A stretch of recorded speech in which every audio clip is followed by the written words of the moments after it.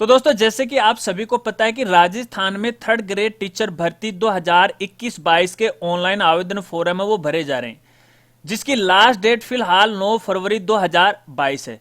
और काफी सारे कैंडिडेट जिन्होंने रिट 2021 को क्वालिफाई किया वो अपना थर्ड ग्रेड टीचर का आवेदन फॉर्म है वो भी भर रहे हैं। लेकिन आवेदन फॉर्म भरते समय उनके सामने कई प्रकार की समस्याएं आ गई हैं क्वालिफिकेशन को लेके, यानी जिनके पास 2 डिग्री हैं, डीएलडी है, बीएड भी हैं, तो वो किस प्रकार आवेदन कर सकते हैं। इसके अलावा जिन्होंने 4 ईयर इंटीग्रेटेड बीएड किया है तो वो किस प्रकार अपने मार्क्स हैं आवेदन में भर सकते हैं। इसके अलावा कैटेगरी को लेके समस्याएं आ रही हैं, इसके अलावा पदों को लेके समस्याएं आ रही हैं। तो कहने का मतलब साथियों को कई तरह की समस्याएं आ रही हैं। तो इन सभी समस्याओं के समाधान के लिए बीकानेर निदेशालय के द्वारा यहाँ पे 18 क्वेश्चनों का जवाब है इन सभी कैंडिडेट को दिया है। तो इस वीडियो में मैं आपको उन्हीं सभी 18 क्वेश्चन का जो उत्तर निदेशालय के द्वारा दिया गया उसके बारे में आपको बताऊंगा, जो कि आपके लिए बहुत ही इंपॉर्टेंट है। तो आप वीडियो के साथ वो आप बने रहे। नमस्कार दोस्तों, स्वागत है आप सभी का हमारे YouTube चैनल ज्ञान कामना पर। तो चलिए वीडियो को शुरू करते हैं और सीधा मैं आपको क्वेश्चन की ओर लेकर चलता हूं। तो दोस्तों आप यहां मेरी स्क्रीन पे देख सकते हो, ये कार्यालय बीकानेर निदेशालय के द्वारा ये आदेश है वो जारी किया गया है, जहां पर 18 क्वेश्चनों का आंसर है वो यहां पे दिया गया है। हालांकि ये जो क्वेश्चन है आपको स्क्रीन पर है पूरी तरह से साफ है वो नहीं दिखाई दे रहे हैं, क्योंकि डिपार्टमेंट के द्वारा जो पीडीएफ फाइल प्रोवाइड करवाई गई है वो अच्छी तरह से स्कैन नहीं हुई है। तो ऐसे में थोड़ी आपको समस्या आ सकती है, लेकिन फिर भी मैं आपको यहाँ पे समझाने की पूरी कोशिश है वो करूंगा। तो देखिए दोस्तों, सबसे पहला सवाल जो रखा गया है अभ्यर्थियों की तरफ से, कैंडिडेट की तरफ से, वो ये रखा गया है, क्या अभ्यर्थी एक से अधिक आवेदन भर सकता है क्या। तो इसके लिए विभाग का ये कहना है कि यदि जो अभ्यर्थी है अपनी योग्यता रखता है, अपनी पात्रता रखता है, तो वह अलग अलग पद के लिए अलग अलग आवेदन है वो कर सकता है। चलिए, इसके अलावा दूसरा जो क्वेश्चन है ये रखा गया है कि राजस्थान के अनुसूचित क्षेत्र के अभ्यर्थी गैर अनुसूचित क्षेत्र हेतु विज्ञप्ति पदों के लिए आवेदन कर सकता है क्या, यानी टीएसपी एरिया का जो कैंडिडेट है वो नॉन टीएसपी एरिया में आवेदन कर सकता है क्या। तो यहां पे आंसर दिया गया हाँ, बिल्कुल वो आवेदन है वो कर सकता है। इसके अलावा यहां पे देखिए तीसरा क्वेश्चन ये रखा गया है कि अध्यापक केवल द्वितीय के विभिन्न पदों हेतु स्नातक तथा रिट 2021 के विषयों के संबंध में क्या है। तो यहां पे देखिए जो स्नातक के विषय हैं और रिट के जो विषय हैं, जब भी वो आवेदन फॉर्म भरते हैं तो उनको किस तरह से भरा जाएगा। तो इन्होंने यहाँ पे ये कहा है कि विज्ञप्ति के अंदर जो बिंदु संख्या 10 है उसको आप फॉलो कीजिएगा। तो कहने का मतलब ये है कि आपने स्नातक में जो ऑप्शनल सब्जेक्ट ले रखे हैं उनको आपको फिल करना है, और इसके अलावा रिट के अंदर जो आपका जो स्पेशलाइज जो सब्जेक्ट है उसको आपको वहां पे भरना है, और जो लैंग्वेज है फर्स्ट सेकंड लैंग्वेज है हिंदी इंग्लिश संस्कृत जो भी है वो आपको भरना है। चलिए, इसके अलावा यहाँ पे देखिए चौथा क्वेश्चन ये रखा गया है कि आरक्षित वर्ग के अभ्यर्थियों के प्रमाण पत्र के संबंध में। देखिए दोस्तों, काफी सारे हमारे साथी उनको एक समस्या आ रही है आरक्षण को लेके। तो जो प्रमाण पत्र है वो किसके नाम में होने चाहिए, उस पर क्या रूल है वो लागू होता है। तो यहाँ पे डिपार्टमेंट का ये कहना है कि आरक्षित वर्ग के जो अभ्यर्थी हैं उनके पिता के नाम, निवास एवं आय के आधार पर सक्षम अधिकारी द्वारा जारी किए गए प्रमाण पत्र ही मान्य होंगे। आर्थिक रूप से कमजोर वर्ग के अभ्यर्थी हेतु सामाजिक न्याय एवं अधिकारिता विभाग द्वारा जारी प्रपत्र इतना इतना वही मान्य होगा। असार्थी या अभ्यर्थी ऑनलाइन आवेदन में अपनी कैटेगरी का चयन करते हैं आवेदन करें।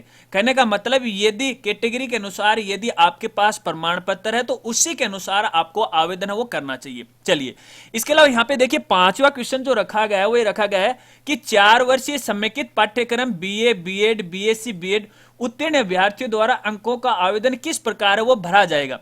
तो दोस्तों यहाँ पे देखिए सबसे बड़ी समस्या आ रही है जिन साथियों ने 4 ईयर की बीएड है वो कर रखी है, ठीक है, तो उनको समस्या आ रही है नंबर भरने को लेके। तो यहाँ पे वो बीए के कैसे नंबर भरेंगे, बीएड के कैसे नंबर भरेंगे। तो यहाँ पे देखिए बिल्कुल साफ साफ यहाँ पे कहा गया है कि शैक्षिक विषयों के प्राप्तांक अलग से संगणित कर स्नातक के कॉलम में भरना होगा। यानी जो शैक्षणिक विषय हैं उनके अंकों का योग आपको अलग करना पड़ेगा, जो कि आपको स्नातक में भरना पड़ेगा।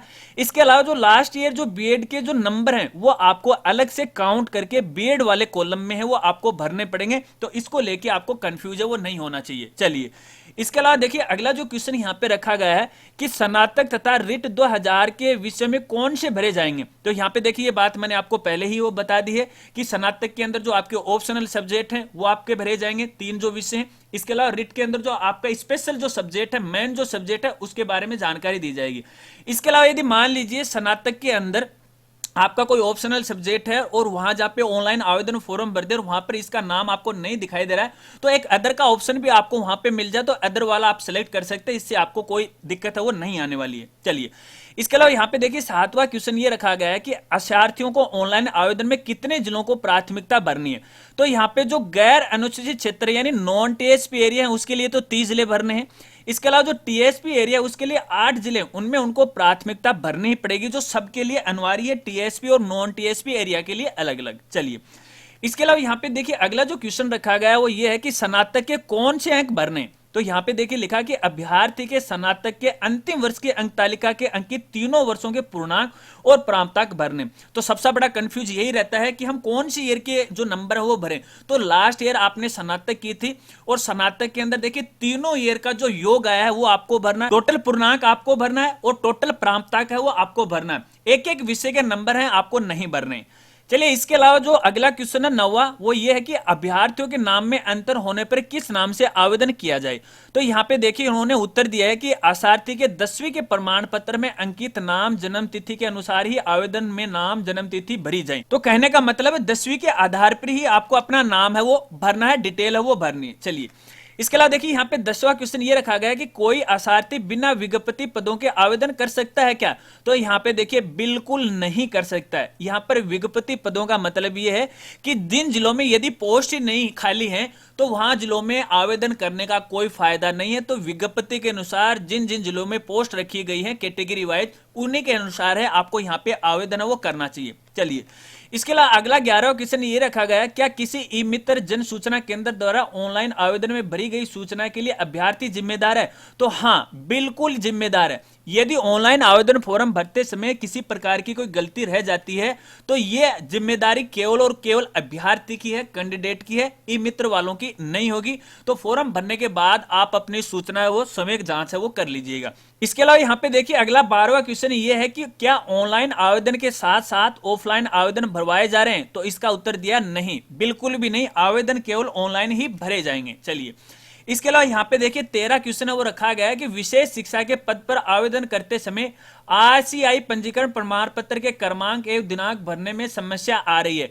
तो देखिए यहाँ पे डिपार्टमेंट ने उत्तर दिया है कि आरसीआई पंजीकरण का क्रमांक एवं दिनांक भरना वैकल्पिक है यानी ऑप्शनल है, ये अनिवार्य नहीं है। आप भरना चाहो तो भर भी सकते हो और नहीं भरो तो भी आपको यहाँ पे कोई दिक्कत नहीं आने वाली है। चलिए, इसके अलावा अगला 14वां क्वेश्चन ये है कि ऑनलाइन आवेदन में माध्यमिक, उच्च माध्यमिक, स्नातक, स्नातकोत्तर रीट परीक्षाओं को प्रवेश तिथि भरनी अनिवार्य है। तो यहाँ पे बिल्कुल साफ साफ ये कह दिया नहीं, ये कोई भी अनिवार्य नहीं है, आप उसे खाली छोड़ सकते हो। और इसके अलावा आप देखोगे तो यहाँ पे देखिए जब आप फॉर्म भरोगे तो वो कॉलम है आपको डिसेबल है वो मिलेंगे। तो कहने का मतलब यहाँ पे आपको 10वीं 12वीं कॉलेज है, रिट की है, उसकी आपको प्रवेश तिथि भरने की कोई आवश्यकता नहीं है।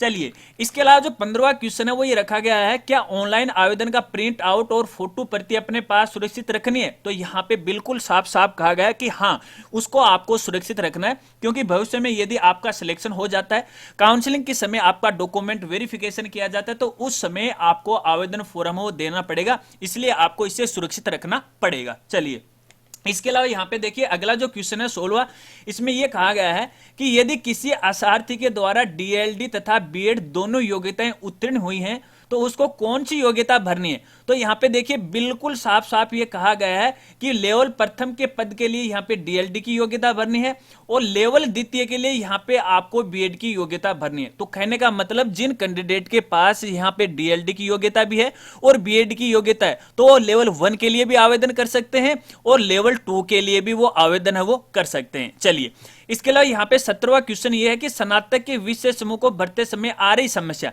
अब समस्या मैं आपको पहले ही बता चुका हूं, अगर जो ऑप्शनल सब्जेक्ट आपके स्नातक में है और वहां पे सब्जेक्ट का नाम नहीं दिखाई दे रहा है तो वहां पे देखिए एक अलग से आपको ऑप्शन दिखाई देगा एनी अदर, एनी अदर, तो आपको एनी अदर है वो कर देना है, तो आपको किसी प्रकार की कोई दिक्कत नहीं होगी। चलिए, इसके अलावा एक सबसे बड़ा क्वेश्चन यहाँ पे ये रखा गया है 18वां, क्या सी टेट उत्तीर्ण अभ्यर्थी इस भर्ती में आवेदन कर सकता है। तो यहाँ पे बिल्कुल साफ साफ कहा गया है कि नहीं, केवल रिट 2021 उत्तीर्ण अभ्यर्थी आवेदन है वो कर सकते हैं। तो कहने का मतलब है आपको रिट क्वालिफाई करना अनिवार्य होगा। तो तो ही आप इसके लिए आवेदन है वो कर सकते हैं।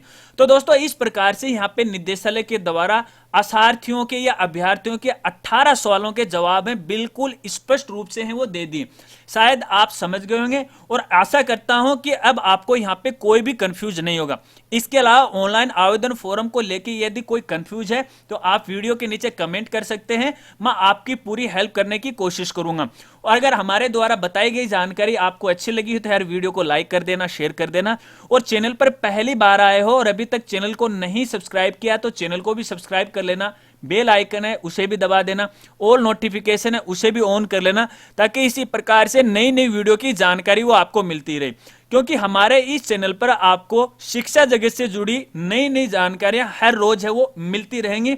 और इसके अलावा दोस्तों यदि आपने अभी तक 3rd ग्रेड टीचर भर्ती का ऑनलाइन आवेदन फॉर्म भरना नहीं शुरू किया है और आपको नहीं पता है कि वो कैसे भरा जाए, तो इसके लिए भी हमने हमारे चैनल पे वीडियो बना रखा है, वो वीडियो आप देख लीजिएगा। वीडियो का लिंक नीचे डिस्क्रिप्शन में, वीडियो के एंड स्क्रीन में भी आपको मिल जाएगा। तो मिलते हैं फ्रेंड्स अगली एक नई वीडियो के साथ, तब तक के लिए जय हिंद, जय भारत।